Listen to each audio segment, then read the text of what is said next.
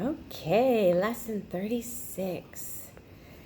My holiness envelopes everything I see. And it starts with today's idea extends the idea for yesterday from the perceiver to the perceived. You are holy because your mind is part of God's. And because you are holy, your sight must be holy as well. Sinless means without sin. You cannot be without sin a little. You are sinless or not. It's sort of like you can't be a little pregnant. You are or you aren't. If your mind is part of God's, you must be sinless, or a part of his mind would be sinful. Your sight is related to his holiness, not to your ego, and therefore not to your body.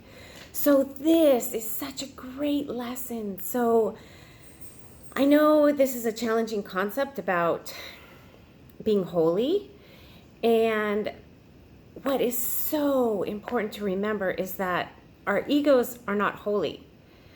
Our egos are wholly unholy. On the other hand, our egos are not real. So the part of you that isn't holy does not exist. And so the part that you see in other people that isn't holy does not exist either. So we're all off the hook, which doesn't mean that you go out and you do bad things. It doesn't matter? Of course. It matters because it matters for your healing. And if you do things that are harmful to other people intentionally, you're coming from your ego, and it's not supporting your holiness, because from a place of holiness, you wouldn't do those things. So you don't have to feel guilt when you make a mistake. Just see it as a mistake. Don't see it as sin, because you are sinless. You are a child of God. You are part of God. And God's child cannot sin.